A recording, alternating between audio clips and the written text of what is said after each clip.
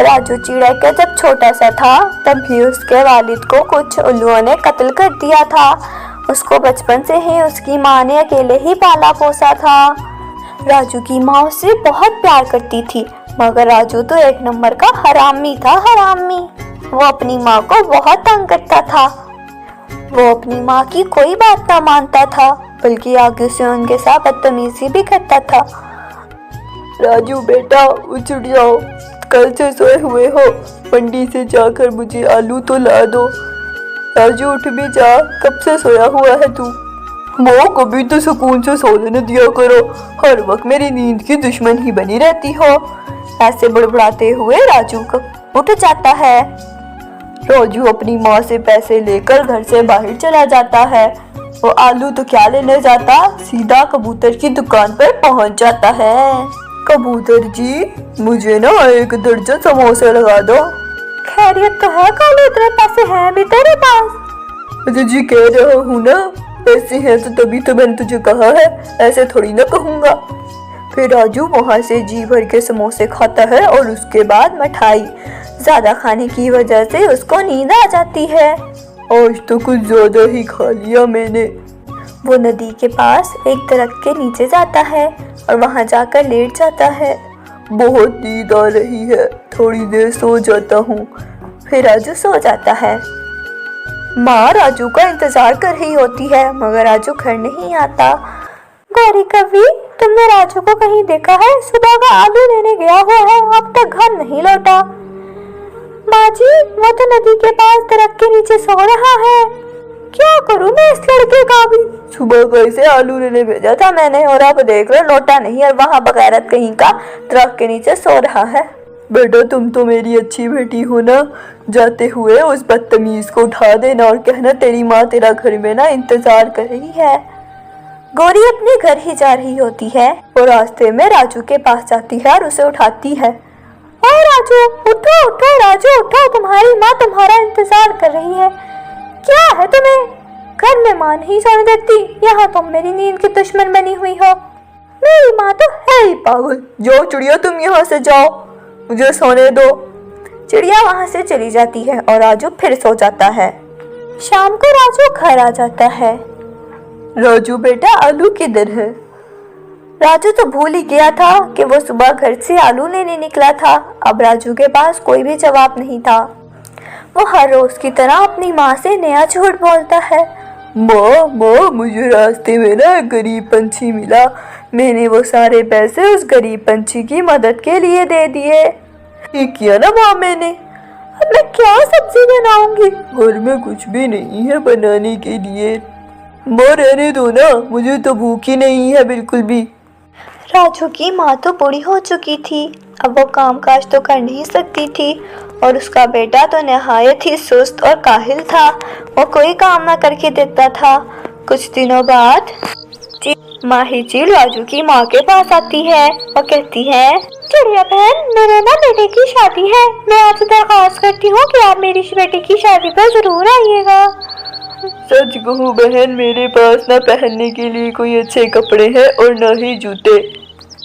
शादी में आकर कुछ पैसे भी देने पड़ेंगे और मेरे पास तो इतने पैसे नहीं हैं, इसलिए माफ़ कीजिएगा चील बहन, मैं आपके बेटे की शादी में शिरकत नहीं फरमा सकती। सारे पंछी चील के बेटे की शादी अटेंड करने जाते हैं। तभी गौरी राजू की माँ के पास आती है। माँ जी, सब ठीक तो है? आप यहाँ क्यों बैठी हैं? आपने नहीं जाना क्या चील के बेटे की शादी में? क्या बताओ बेटी, मेरे पास तो पहनने के लिए अच्छे कपड़े हैं और न ही पैसे। शादी में कुछ ना कुछ तो खर्चा ज़रूर होता है ना, लेकिन मेरे पास कुछ भी नहीं है सिवाय एक निकम्मे बेटे के जो कुछ भी नहीं करके देता। राजू को इस बात का बिल्कुल एहसास नहीं था कि उसे अपनी माँ की खुशियों की परवाह करनी थी, उसे सिर्फ अपनी पड़ी हुई थी। माँ, चील के बेटे की शादी है, अच्छा खाना मिलेगा, चलो ना माँ शादी में चलते हैं। माँ वैसे भी चील बहन ने हमें बुलाया ही है अपने बेटे की शादी पर, चलो ना माँ। बेटा मैं नहीं जाऊंगी, तुम्हें दाने की तो पड़ी है, पर तुमने ये नहीं सोचा कि शादी में जाकर कुछ ना कुछ देना भी होता है।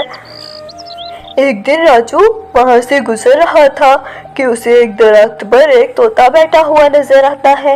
वो बहुत रो रहा था। माँ माँ, तुम मुझे छोड़कर क्यों चली गई माँ? मेरा तुम्हारे बिना कोई भी नहीं है। अब मेरे पास पैसा है, इज्जत है, दौलत है, शोहरत है, पर माँ मेरे पास तुम नहीं हो माँ। मैं इन सब चीजों का क्या करूँगा माँ? तोते को रोता देखकर राजू उसके पास आता है। अरे तू माँ के लिए रो रहा है? हाँ यार, मेरी माँ नहीं है। मेरी माँ मुझे छोड़कर चली गई अल्लाह के मियाँ के पास। तू एक माँ के लिए रो रहा है? एक मेरी माँ है जिसकी मुझे जरूरत ही कोई नहीं है, और एक तू है जिसके पास माँ नहीं है और तू बैठा रो रहा है। तू ऐसा कर, मेरी माँ रख ले। माँ भी देता है कोई क्या? ले बेवकूफ, मैं तुझे कौन सा फ्री में माँ दे रहा हूँ? पैसों के बदले ही माँ दूंगा ना। तुम ऐसा करो, मुझे पैसे दे दो और मेरी माँ को रख लो। तुम मेरी माँ के साथ रह लेना और मैं इन पैसों से अय्याशी कर दूंगा। तोते के पास कुछ पैसे होते हैं, वो पैसे कालू को पकड़ा देता है। राजू पैसे लेकर वहां से चला जाता है। माँ चल मेरे साथ, मैं तुझे मेला दिखा कर लाता हूँ। दूसरे जंगल में बहुत शानदार मेला लगा हुआ है माँ। बेटा पर मेरे पास तो पैसे ही नहीं है। माँ तू परेशान क्यों हो रही है? मेरे पास पैसे हैं तो तुझसे कह रहा हूँ ना, चल मेरे साथ, मैं संभाल लूंगा सारा कुछ माँ। फिर राजू अपनी माँ को तोते के घर ले आता है। ये लो तोता, तुम मेरी माँ को ही रख लो। क्या मतलब राजू, तुम किधर जा रहे हो मुझे यहाँ छोड़कर?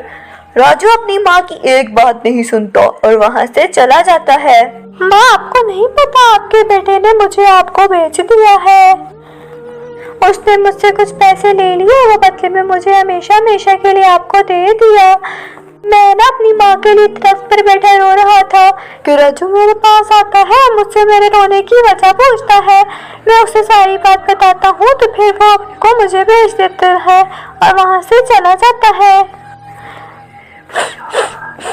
मुझे अपने बेटे से बिल्कुल उम्मीद नहीं थी कि वो मेरे साथ ऐसा करेगा, मुझे ही बेच डालेगा। फिर कौवा राजू की माँ का अपनी माँ की तरह ख्याल रखने लगता है और फल भी लेकर आता है। माँ ये देखिए, मैं आपके लिए अंगूर लेकर आया हूँ माँ, इन्हें खाकर आप सो जाएं, सुबह की थक गई होंगी माँ, आप सो जाए, आराम करें माँ। तुमसे दरखास्त है, तुम मुझसे मुझे राजू को मिलवा दो, मुझे बहुत याद आ रही है राजू की, बस एक दफा मैं उससे मिलना चाहती हूँ। मेरा दिल बहुत घबरा रहा है, पता नहीं वो ठीक होगा भी या नहीं। माँ तो अपने बच्चों से हमेशा बहुत प्यार करती है। बेशक माँ के बच्चे उसके साथ जैसे सलूक करें, लेकिन माँ की मोहब्बत में कभी कमी नहीं आती। राजू ने अपनी माँ के साथ जो भी किया था, मगर आज भी उसकी माँ उसे याद करके रोती थी। अगले दिन तोता पूरे जंगल में राजू को ढूंढता है, मगर उसे राजू कहीं भी नहीं मिलता। घर वापस जाते हुए तोता अपनी माँ के लिए एक सोने का हार खरीदता है। माँ ये देखो, मैं आपके लिए क्या लेकर आया हूँ। मेरा ही मिला क्या? नहीं माँ, वो मुझे कहीं भी नहीं मिला, मैंने उसे बहुत ढूंढा। मेरा दिल बहुत घबरा रहा है, पता नहीं राजू किस हाल में होगा, ठीक भी होगा या नहीं। राजू की माँ को किसी चीज की परवाह नहीं थी, ना उसे फल चाहिए था, ना ही कोई सोने का हार, ना ही कोई और चीज। उसे तो बस अपना बेटा चाहिए था, लेकिन वो बेटा जिसने उसको ही बेच डाला था, उस बेटे को उस माँ की बिल्कुल कदर नहीं थी। फिर आखिरकार तोता राजू को ढूंढ ही निकालता है। राजू तुम मेरे साथ घर छोड़ो, माँ तुम्हें बहुत याद करती है, वो हर वक्त तुम्हें याद करती रहती है, न रात को सोती है न दिन को सुकून से बैठ पाती है। तुम हर वक्त उनके जहन में सवार रहते हो, वो तुम्हारे लिए बहुत परेशान रहती है। चलो ना, तुम मेरे साथ चलो, माँ तुम्हारा इंतजार कर रही है, उसे तुम्हारे अलावा कुछ भी नहीं चाहिए। मैंने माँ के साथ इतना बुरा किया, फिर भी माँ मुझसे इतना प्यार करती है। ये कहकर राजू रोने लगता है। रोने का कोई फायदा नहीं राजू, तुम मेरे साथ घर चलो, माँ तुम्हारा इंतजार कर रही है। फिर राजू तोते के साथ उसके घर चला जाता है। वो अपनी माँ के साथ लिपट कर रोने लगता है। दोनों माँ बेटा खूब रहते हैं। ये होते हैं रिश्ते। तुमने तो अपनी माँ को बेच डाला था राजू, फिर भी तुम्हारी माँ देखो तुमसे कितना प्यार करती है। राजू अपनी माँ को लेकर अपने घर चला जाता है। वो अपनी माँ के साथ हंसी खुशी जिंदगी गुजारने लगता है। प्यारे बच्चों, हमें इस कहानी से ये सबक मिलता है कि हमें अपनी माँ की हमेशा कदर करनी चाहिए, क्योंकि माँ के कदमों में जन्नत होती है। माँ तो अपने बच्चे के लिए कुछ भी करने को तैयार हो जाती है। अगर आपको मेरी कहानी अच्छी लगी है तो मेरे चैनल को लाइक करें, सब्सक्राइब करें और कमेंट सेक्शन में माँ की अज़मत पर एक लाइन लिखना मत भूलिएगा। अल्लाह हाफिज़।